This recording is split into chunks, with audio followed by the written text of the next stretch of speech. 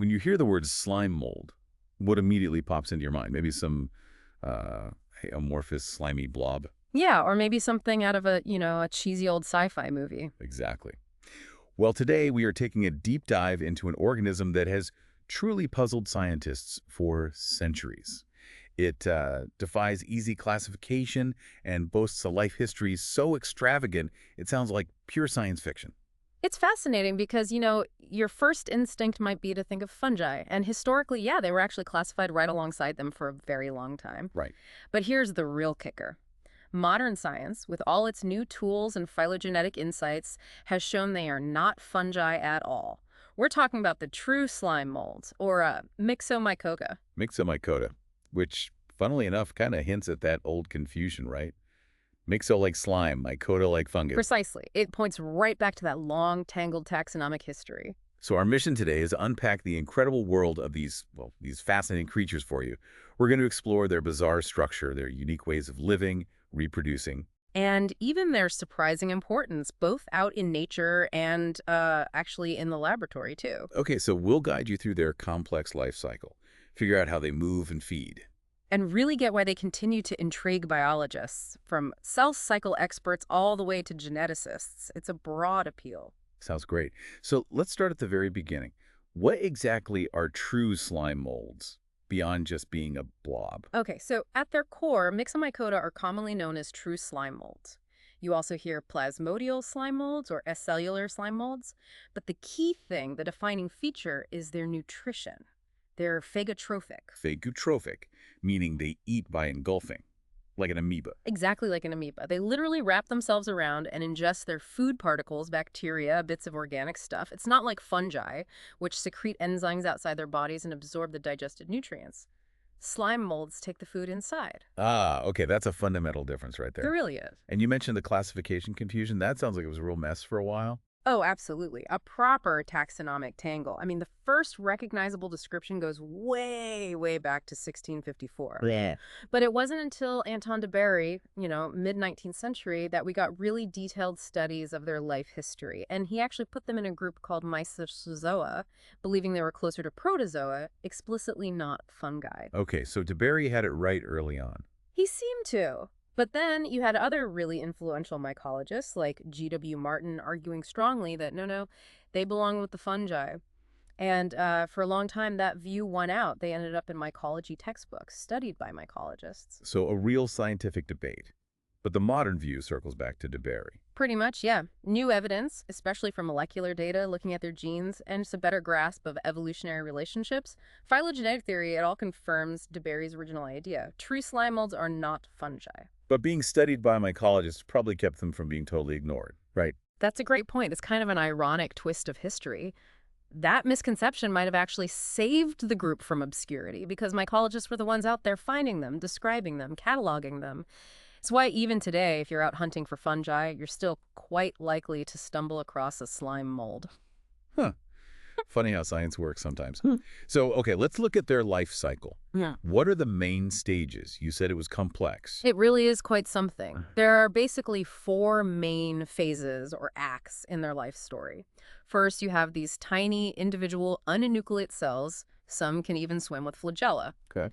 Second, there's the phase most people picture, a much larger multinucleate stage called the plasmodium. That's the blob. Got it.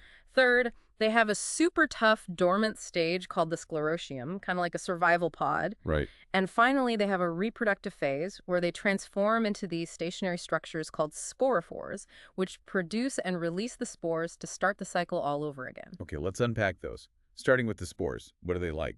Tiny, I assume. Oh, yeah. Very small. Typically only 4 to 20 micrometers across. So microscopic. They're usually globe-shaped and they have a definite thick wall. And what about the surface? Is it just smooth? Ah, that's where it gets interesting. Their surfaces can be incredibly varied. Some are smooth, but others might be punctate, like covered in tiny dots, or spiny, warty, or even form this intricate net-like pattern, or reticulum. These patterns are actually really important for identifying different species. Wow. And you mentioned resilience earlier. How tough are these spores? Unbelievably tough. Get this. Some spores have been documented to germinate after being stored dry in a herbarium collection for, like, 61 to 75 years. 75 years. Yeah. That's astounding. Like a seed, but even more patient. Exactly. It's a biological time capsule, just waiting for the right conditions. Oh, how do they get around once they're ready to disperse? Mostly wind and water carry them. But they're also great hitchhikers. Animals, especially tiny insects like arthropods, can get covered in them. Picture a little beetle crawling over a spore, it gets dusted with spores, and then carries them off somewhere new. A microscopic delivery service. Okay, so a spore lands somewhere damp, maybe after decades. What happens next? Does it just inflate into the blob? Not quite so fast. When a spore germinates, usually needs a bit of moisture, like rainwater, it cracked open and releases either one or more myxamoebae, those are the little amoeba-like cells, or flagellate swarm cells. And what determines which type comes out?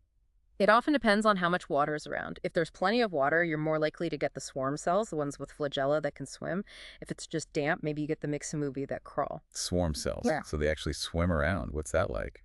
It's quite dynamic. Under a microscope, you see them moving with this rapid rotary motion, kind of spinning, but also contracting their bodies like an amoeba.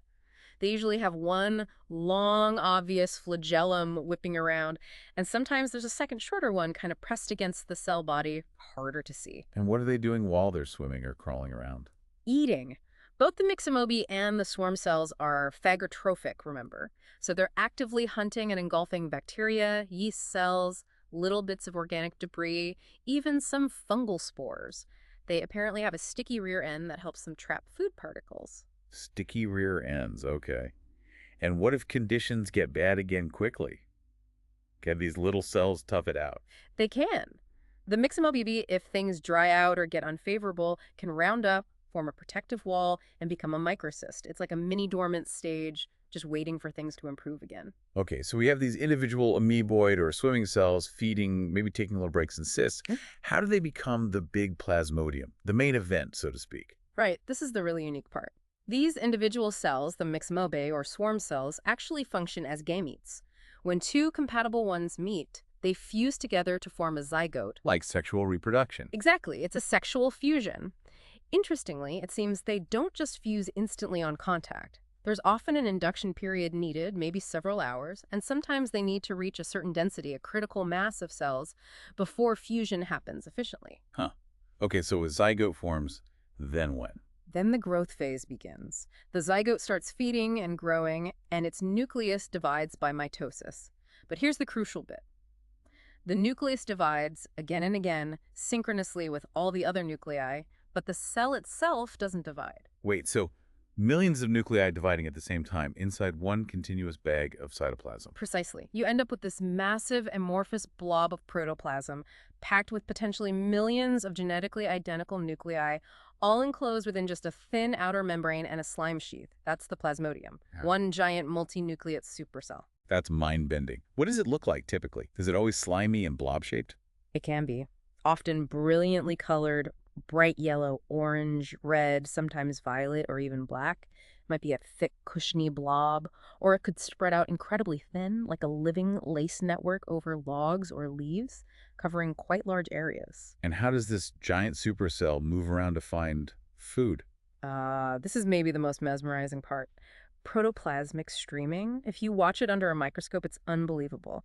The internal cytoplasm flows rapidly like a river in one direction, sometimes up to 1.35 millimeters per second, which is super fast at that scale. Wow. Then it slows down, stops, and reverses, flowing back in the other direction. This rhythmic shuttle streaming is constant. It's driven by actin and myosin filaments, the same proteins that power our muscles, orchestrated by calcium levels. So it's literally pulsing its way across surfaces. Exactly. It creeps along, engulfing food particles, more bacteria, fungi, protozoa, decaying bits. It also secretes enzymes to help break down food externally before engulfing or absorbing the nutrients. It's a very efficient feeding machine. And you mentioned different types. Yes. Based on their appearance and streaming patterns, we classify them roughly. There's the plasmodium, which is the big, visible, fan-shaped type many people see, like in Physarum. Then there are others like the plasmodium, which is very thin and transparent, almost invisible, and the protoplasmodium, which remains microscopic throughout its life. And these different plasmodia, say from different species, they don't mix. Generally, no. If two plasmodia from different species meet, they usually won't fuse together. This incompatibility has actually been used sometimes to help figure out species boundaries. That makes sense, a biological recognition system. Now, the synchronous nuclear division you mentioned, that sounds useful for research. Incredibly useful, especially in species like Physarum polycephalum, which is common and relatively easy to grow in the lab. Because all the nuclei divide at the exact same time, it provides scientists with a massive, naturally synchronized population of nuclei to study the cell cycle mitosis, DNA replication, all the controls. It's a fantastic model system for fundamental cell biology, protoplasmic movement, even things like aging. Okay, so the plasmodium is the feeding, growing, moving stage.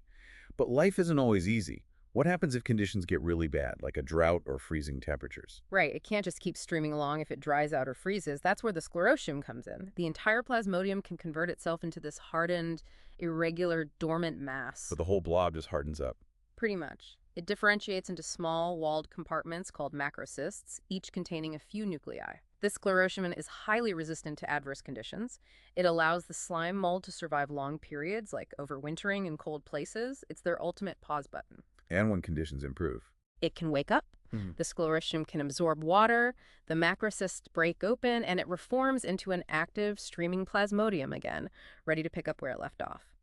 Amazing adaptability. Okay, so it survives the tough times.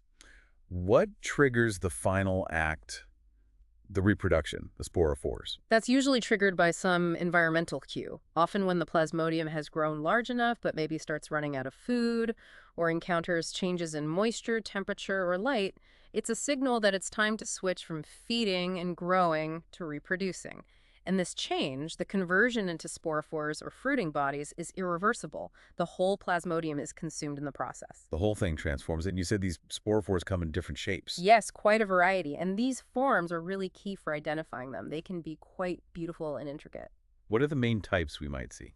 Okay, four main categories. The most common type is the sporangium, plural, sporangia. These are typically small individual structures, often on tiny stalks, each with its own outer wall, the peridium. Think of tiny little lollipops or balls on sticks. Then you have the aethalium, plural, aethalia.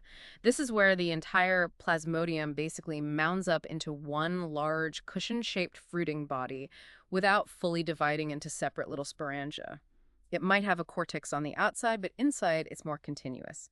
The famous example here is Fuligo septica. Ah, the blob, the bright yellow one.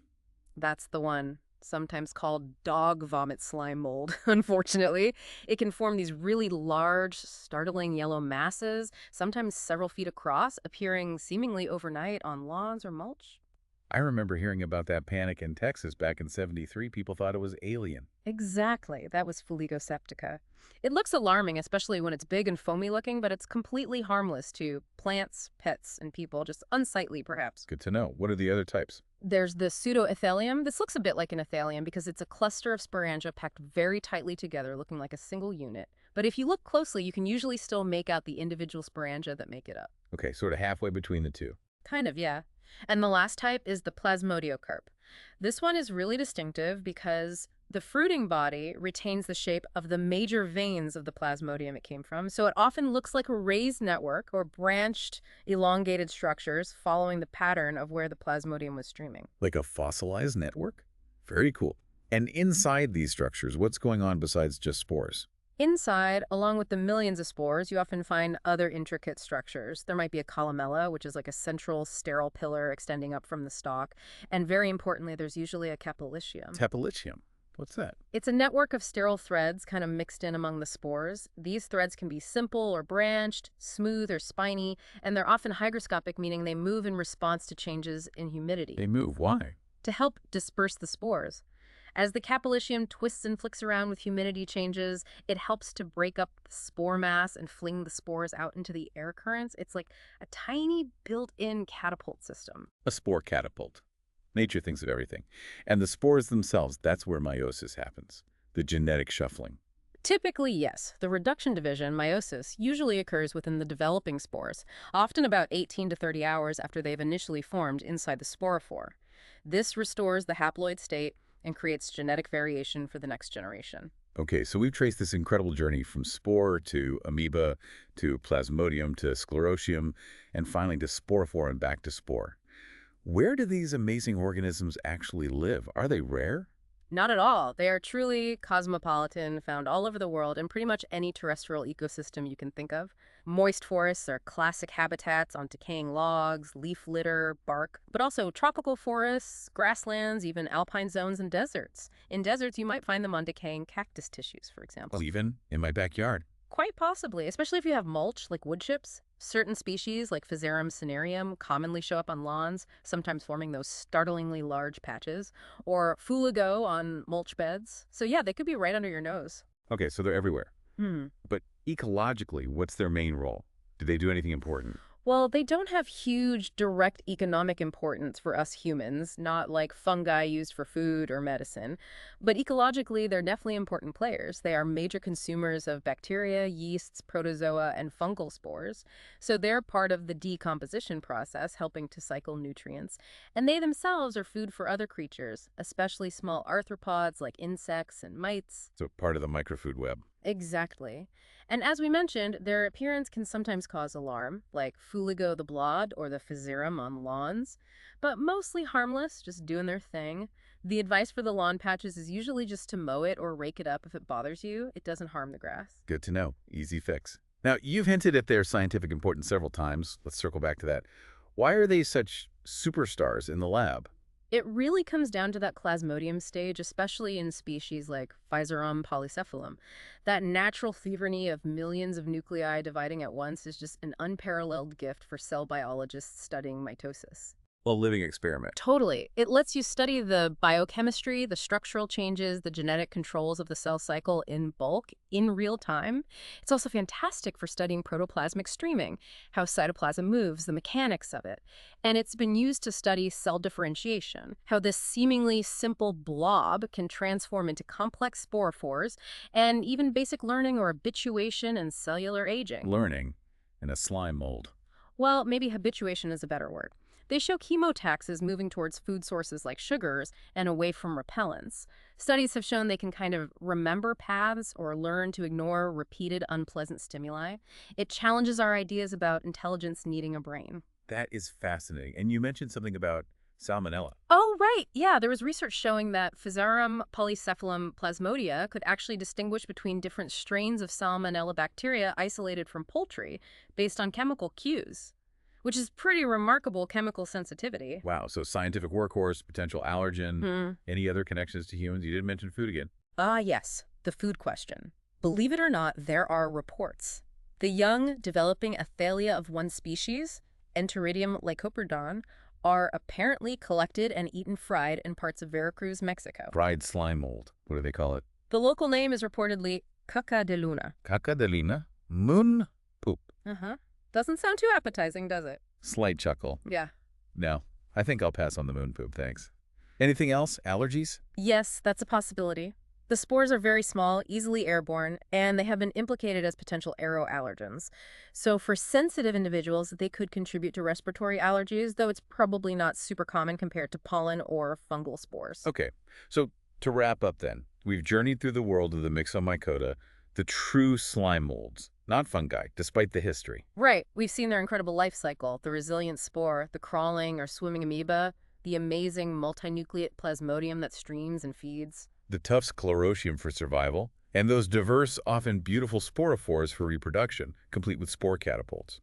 and we've touched on their global presence, their ecological roles in decomposition and food webs, and their surprising stardom as model organisms in biological research, helping us understand fundamental processes of life. It really makes you think, doesn't it? If an organism that seems so simple on the surface, like a slime mold, holds these incredibly complex, adaptable, almost intelligent biological systems. Yeah, what else are we missing? What other fundamental rules of life can we uncover by looking more closely at these less obvious, often overlooked corners of the natural world? A really great question to ponder.